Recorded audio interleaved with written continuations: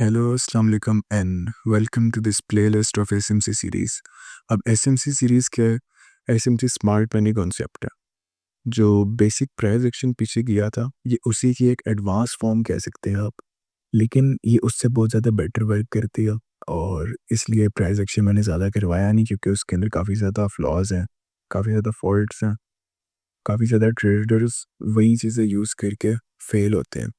इस वजह से जो ये एसएमसी सीरीज़ है, ये थोड़ी-सी हाई लेवल कॉन्सेप्ट्स हैं और सीखने में थोड़े-से मुश्किल है, लेकिन अगर आप सीख लो तो मैं आपको गारंटी देता हूँ कि आप प्रॉफ़िटेबल ट्रेडर बन जाओगे। अब इसका जो फर्स्ट लेक्चर मैंने रखा है, वो मैंने पज़ल ऑफ अ पिक्चर के नाम से रखा। अब पज़ल ऑफ अ पिक्चर क्या होता है? ये ट्रेडिंग व्यू में आपको इतने ज़्यादा टाइम फ्रेम्स दिए हैं। कभी आपने सोचा है कि इतने ज़्यादा टाइम फ्रेम्स देने की लॉजिक क्या है? हमें एक टाइम फ्रेम भी तो दिया जा सकता था। लेकिन हमें 1 minute, 3 minute, 5 minute, 15, 30 and so on, इस तरह के हमें टाइम फ्रेम्स दिए। इनको देने की लॉजिक ये है कि हर बंदा सेम मार्केट ना देखे।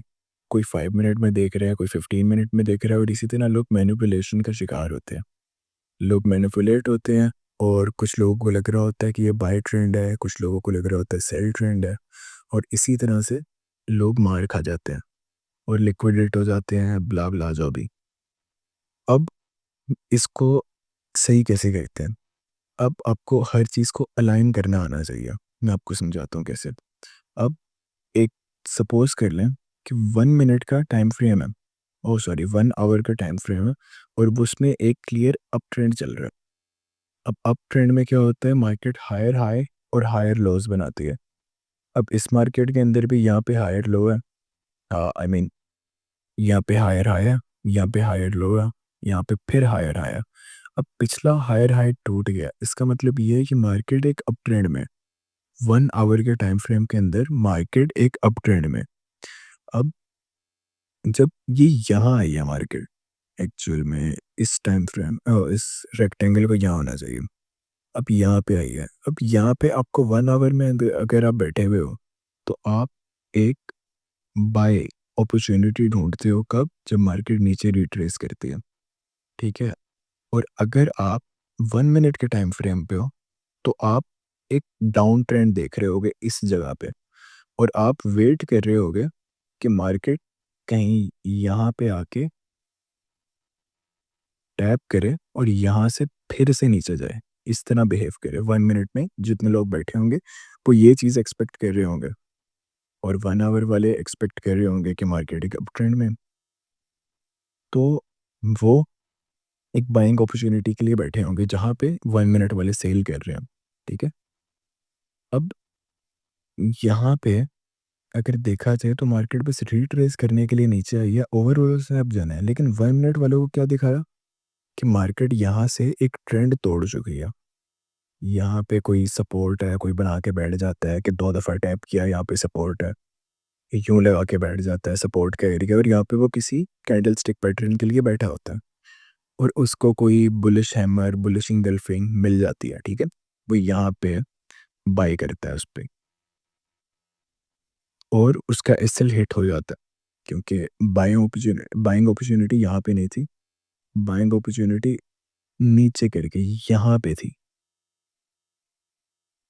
इसको मैं रिमूव कर दूँ, ठीक है? बाइंग अपॉर्चुनिटी यहाँ पे थी और उसके टारगेट यहाँ पे रहने थे, लेकिन 1 मिनट में आपको यहीं पे बाय करवा दिया, और अब ये सपोर्ट टूट गया, तो आप कहोगे सपोर्ट बिकम्स रेजिस्टेंस वाला कॉन्सेप्ट, और आप कहोगे अब ये एक रेजिस्टेंस एरिया बन गया।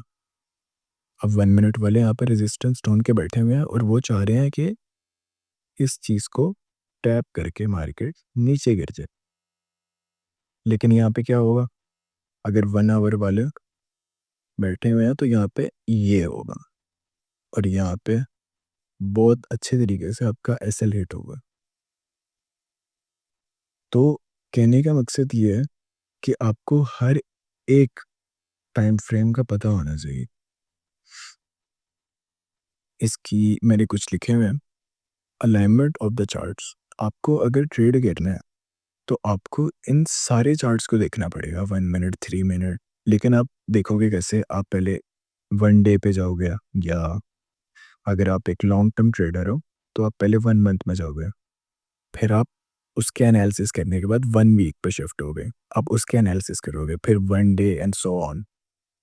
अब understand all the time frames. अब understand all the time frames और अलाइनमेंट ऑफ चार्ट्स को कुछ लोग कंफ्यूज करेंगे, लेकिन इन दोनों में मैं आपको फ़र्क बताता हूँ।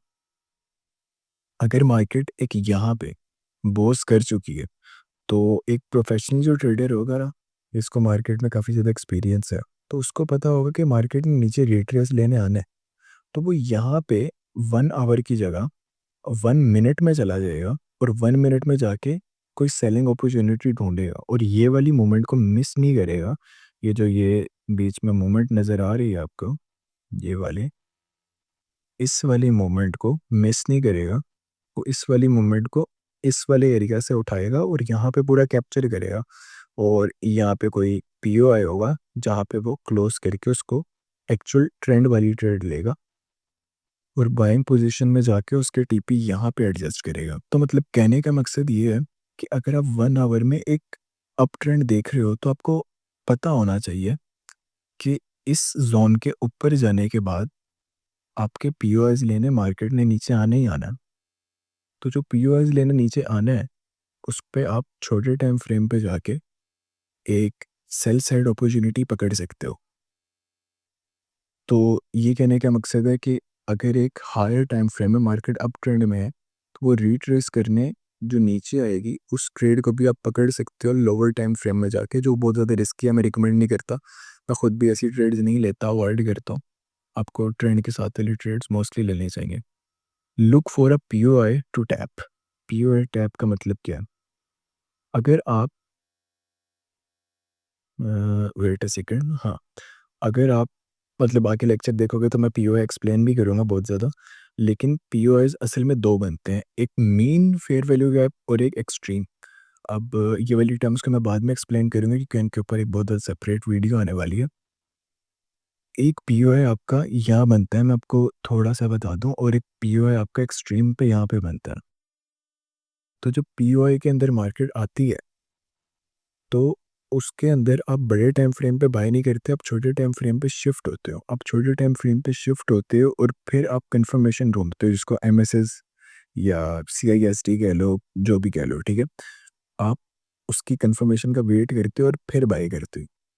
तो अगर इस वाले पीओआई के अंदर मार्केट आती है और आप छोटे टाइम फ्रेम में शिफ्ट हो जाते हो, तो मैं आपको गारंटी के साथ कह सकता हूँ, अगर इस पीओआई ने नहीं चलना होगा, तो यहाँ पे आपको छोटे टाइम फ्रेम में कोई भी एक अच्छा एमएसएस नहीं नज़र आएगा। एमएसएस देखने का मैं आपको तरीका बताऊँगा, अगर आप उस तरह से देखते हो, जो किसी और यूट्यूबर ने या किसी भी फ्री कोर्स के अंदर वो चीज़ एक्सप्लेन नहीं है, तो अगर उस तरह आप एमएसएस देखते हो, तो मैं आपको गारंटी के साथ कह सकता हूँ, आपका कभी एसएल हिट नहीं होगा। अगर आप ट्रेंड के साथ ट्रेड कर रहे हो, कोई फ़ज़ूल हरकत नहीं कर रहे, तो आपका पीओआई के अंदर कभी भी एसएल हिट नहीं होगा। और ये अगर आपको यहाँ पे कंफर्मेशन नहीं मिलती, तो आपको इस वाली पीओआई के अंदर गारंटी के साथ कंफर्मेशन मिल जाएगी और आप फिर उठाओगे ट्रेड, तो एक बहुत ज़्यादा अच्छा आपको टारगेट और एसएल मिल जाएगा। गो फॉर द कंफर्मेशन, अच्छा, go for the confirmation is the same thing which I just said, और set TP and SL and let the setters play the rest. अब बहुत ज़्यादा ट्रेडर्स होते हैं, वो क्या करते हैं, अगर वो यहाँ पे लॉन्ग पोजीशन लगा लेंगे, ठीक है? यहाँ पे उनका एसएल है, वो लॉन्ग पोजीशन लगा लेंगे, यहाँ पे एसएल है, तो वो एक बहुत ही ज़्यादा बकवास हरकत करेंगे, मुझे बहुत ज़्यादा बकवास लगती है। वो ये करेंगे कि मार्केट हल्का सा रिट्रेस देने आएगी, यूँ एकदम से अगर आपके सेटअप टीपी में चल पड़ा, वो हल्का सा सेटअप यहाँ पे आएगा ना, तो खौफ आने लग जाएगा, एसएल ना हिट हो जाए, एसएल ना हिट हो जाए। ओवरऑल मार्केट में जाना यही है, लेकिन ये जो इस वाली रिट्रेसमेंट का खौफ जागता है ना लोगों में, वो लोगों से ट्रेड क्लोज करवा देता है। वो आपकी साइकोलॉजी के साथ प्ले करने के लिए मार्केट हमेशा ऐसा करती है। मेरे साथ ये बहुत दफ़ा होता है और शुरू-शुरू में this was one of my biggest mistake, और मैं यहाँ पे ट्रेड क्लोज कर देता था हमेशा, और फिर मैं रिग्रेट करता था कि एक्चुअली मैं यहाँ पे नहीं, ब्रेक इवन पे क्लोज करता था, और फिर मैं बाद में रिग्रेट करता था कि मेरा ब्रेक इवन हुआ है और बाकी का टीपी हिट हो गया। तो ये एक बहुत ज़्यादा साइकोलॉजिकल मसला है और साइकोलॉजी के ऊपर भी एक वीडियो आएगी। लेकिन मोटे-मोटे तौर पे मैं आपको बताना चाहता हूँ कि आपको पज़ल्स इस पिक्चर एक क्लियर पिक्चर देखने के लिए आपको पज़ल्स जोड़नी पड़ेंगी 1 मिनट, 3 मिनट, 5 मिनट, 1 इंच। आपको ये सब एक कंबाइन करने पड़ेंगे। फिर आपको देखोगे ना, तो फिर आपको समझ आएगी कि ये असल में मार्केट में हो क्या रहा है। वरना आप वहीं पे 1 मिनट में बैठे रहोगे, एसएल सेट होते रहेंगे, आप और सीखने के मूड में नहीं हो, तो फिर आप वो एसएल डिज़र्व करते हो। लेकिन अगर आप ये सब कुछ सीख लेते हो और आप पूरा अलाइन करके प्ले करते हो, तो फिर आपके एसएल सेट नहीं होंगे एंड आई कन्फर्म दैट कि आप प्रॉफिटेबल ट्रेडर बनोगे। अब ये लेक्चर 1 था, जिसके अंदर इतनी कोई स्पेशल बातें और इतनी ज़्यादा मुश्किल बात मैंने कोई की नहीं है, बहुत ज़्यादा क्लियर बात की है। आगे से लेक्चर 2 स्टार्ट होगा और 3, 4 उसके अंदर चीज़ें आहिस्ता-आहिस्ता कॉम्प्लेक्स होती रहेंगी। लेकिन अगर ये फर्स्ट लेक्चर देखा है आपने और फर्स्ट लेक्चर को आप बैक टेस्ट नहीं करते, आप उसको समझते नहीं हो और आप सेकंड लेक्चर पे जंप कर जाते हो, तो आपको वो समझ नहीं आने वाला। और सेकंड को आप पूरा समझते हो और फिर थर्ड पे जाते हो, तो फिर आपको वो समझ में आएगा, वरना आपको थर्ड भी नहीं समझ में आएगा। ये सारे आपस में मैंने अलाइन किए हुए हैं। तो आप एक चीज़ समझोगे, फिर आप अगली पे जंप कर सकते हो। तो दैट्स ऑल फॉर टुडे और मैं आपको नेक्स्ट वीडियो में मिलता हूँ। Next video will be about structure mapping. बहुत